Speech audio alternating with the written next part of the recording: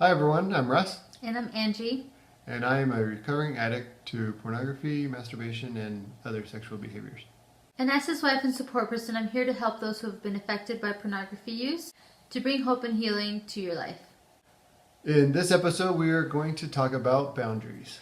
So we first learned about boundaries when we had been married about 4 years. And then as mentioned in our previous video, boundaries were something that were super foreign to me.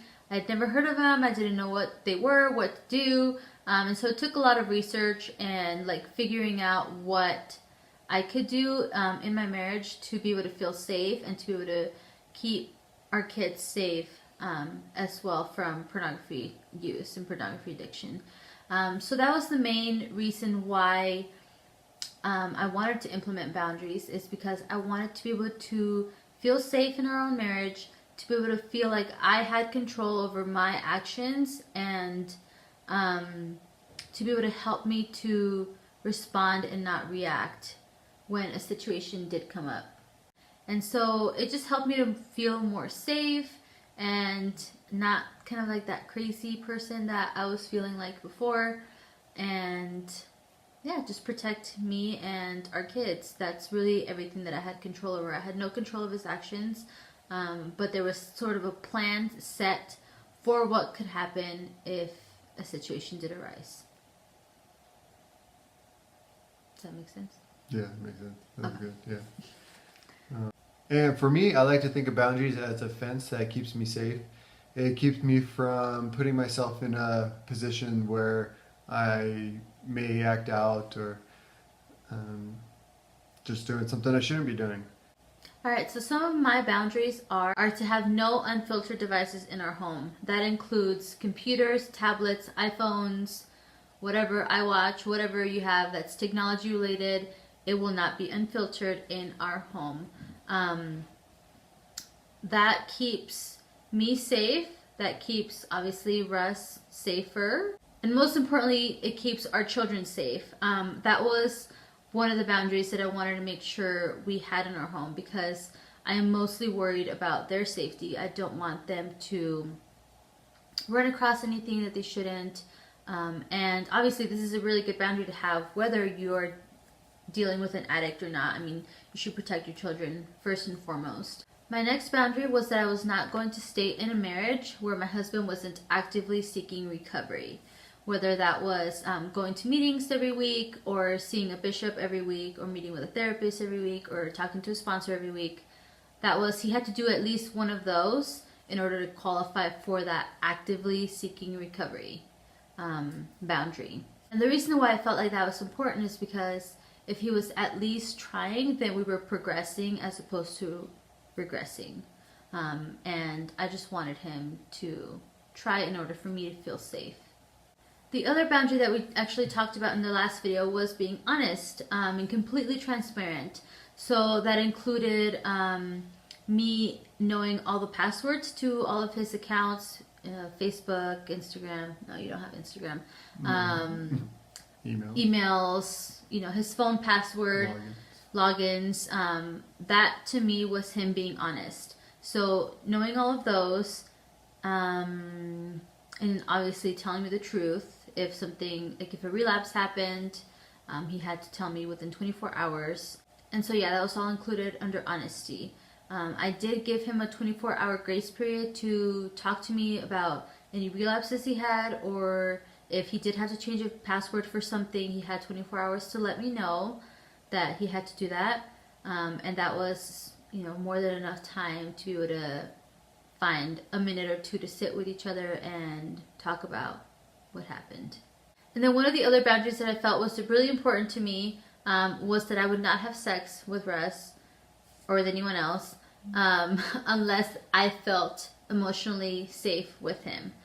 One of the things that happened a lot early on in our marriage was that I didn't understand really what was going on with him or his addiction, and I felt like it was my fault. I felt like I wasn't enough and I wasn't doing enough for him.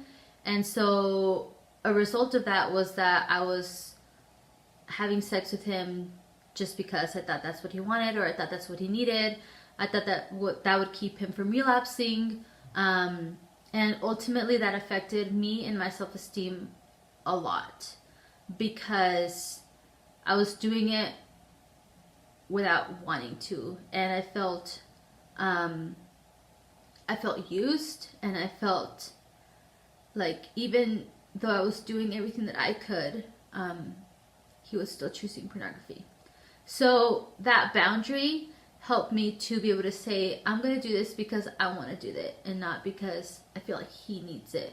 And so even though there would be times where he was like trying to initiate sex, if I didn't feel emotionally safe, I would just not do it. And I could communicate that to him or just be like, I'm not feeling that tonight. And so I also think that helped me to be able to reconnect with him because I was doing something out of love and I was doing something out of wanting to, as opposed to feeling like it was an obligation. And I do think that that's a really big problem with a lot of spouses of addicts.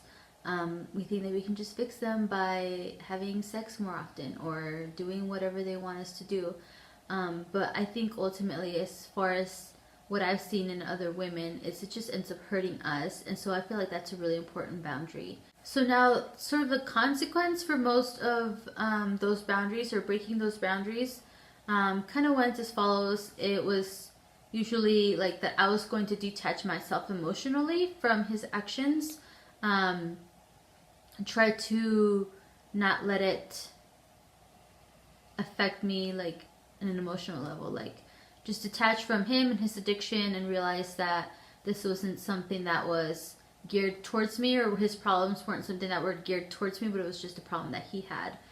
So that was the first thing. I was just going to detach myself, whether I needed some space or needed to just have some time to think, just walk away from whatever the situation was. That was the first thing. The second thing, if I felt like I wasn't emotionally safe, like if he relapsed and didn't disclose it to me within 24 hours, then usually the consequence for that was that he had to sleep on the couch.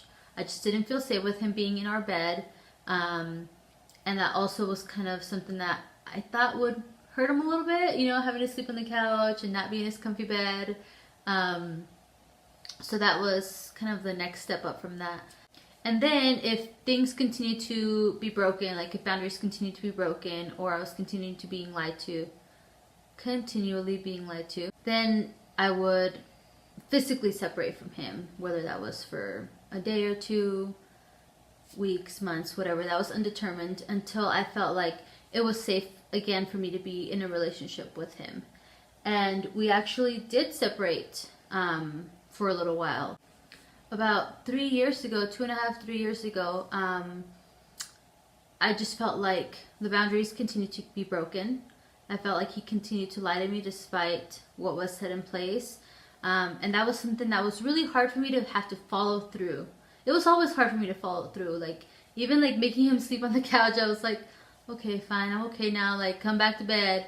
But it's something that I had to stick with because it was not something to mess around with. Like, if the boundaries continue to be broken and I continue to not implement the consequence, then it was just a cycle that was going to keep going, because he's like, well, there's no point in telling her the truth because she's just going to not follow through with the consequence and I'll be sleeping in my comfy bed anyway. So I had to stick to the consequences that I had chosen. And so one of those, like I said, was separation. There was a time where it wasn't working. Trust wasn't there. I felt like he wasn't doing anything to build trust. He wasn't attending the meetings like he said he would, or meeting with a bishop like he said he would, or like we had discussed in the boundaries. And so I decided it was time to separate. So at first, we both like agreed that that would be a good thing. We decided that that would be a time for both of us to work on ourselves and be able to do the things that we needed to do to move forward. And fortunately for us, it did end up working out that way eventually. It did take some time for us to, you know, like keep that internal battle of yes, no, I'm right, I'm wrong, whatever. But we were finally able to make it work. And when I started to see progress again, that is when I said, okay, we can live under the same roof again. So again, it's important to hold on to your boundaries and do the things that you say you're going to do. I think most importantly too with that is that it is up to you to decide what you're going to live with, what you're going to handle, what you're going to allow in your marriage. And if you're not okay with something, like that's okay. You're allowed to not be okay with something, and you're allowed to have that boundary in place. And if it gets broken, then the responsibility is not yours. And now for some of the boundaries that I created to protect myself and the family. For one, no pornography or sexually arousing material, obviously.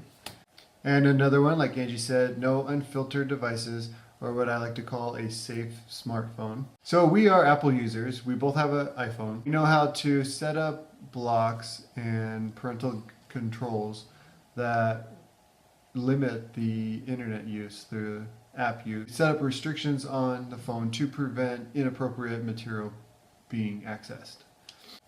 Something else with the phone is I would charge my phone away from my bed. That serves a couple purposes. One, when I get up in the morning, I actually have to physically get out of bed, and it helps wake up. And two, if I happen to wake up at night, I can't just simply roll over, grab my phone, and end up mindlessly surfing on my phone or looking at things I shouldn't be. Even with Angie sleeping next to me, that has happened. Another one of my boundaries is that I do not take my phone into the bathroom. For me, the bathroom has been a place of acting out and relapsing. And so to help eliminate that possibility, I don't take it in there while I'm using the bathroom or showering. For one, there's no reason to have your phone in there. Two, it helps you get in, do your business, and get out. Don't need to be sitting there wasting time. And three, it actually keeps your phone sanitary. There's no reason to take your phone, which you touch all day, into the bathroom. Another boundary is to have limited social media or completely eliminate it if that is what you feel is necessary. And the last boundary for me is to not have unsupervised computer use or to be alone around a computer. For me, I was going into school and there were computer labs that were a little more secluded than others, or there'd be computers that would face away from the general public and be easier to access things. So I would have to restrict myself to not use those, either the lab or the particular computers, which is also goes into websites, to stay away from inappropriate websites. So those are the boundaries that we have implemented in our marriage. It has helped us stay safe and improve our relationship with each other and the kids. But those boundaries may not work for everybody else. They may need to be more restrictive or less restrictive if you think that would be necessary. For some, you might not be able to be around a computer, period. You may have to completely go away from a smartphone and get an old flip phone that can't access anything.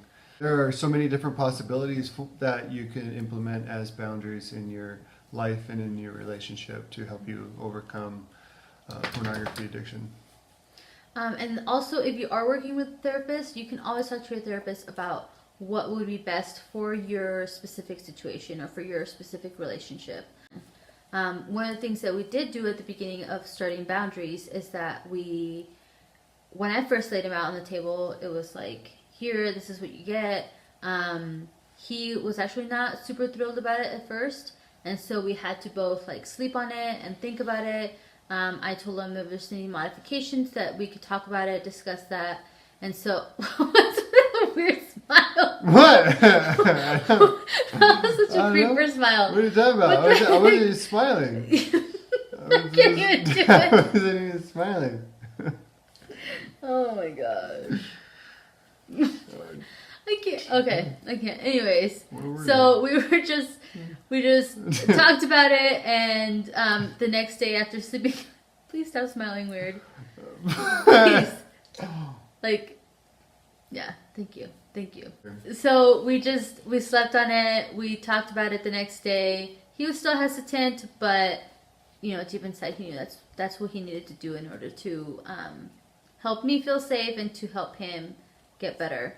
So be sure that this is something that you think about a lot and that you have time to process and figure out, and it's not just something that you're like throwing out there on the table. You have to make sure it's something that you're going to be able to, one, stick to, and two, hold the consequence. If you have a boundary of, you know, if you don't disclose a relapse to me, I'm going to divorce you, like, that's a really big thing. So you have to make sure that if your spouse doesn't disclose a relapse to you and you find out the hard way, that you're going to be ready to divorce. Like, you can't just throw out something like that and then not follow through, because that's not going to work.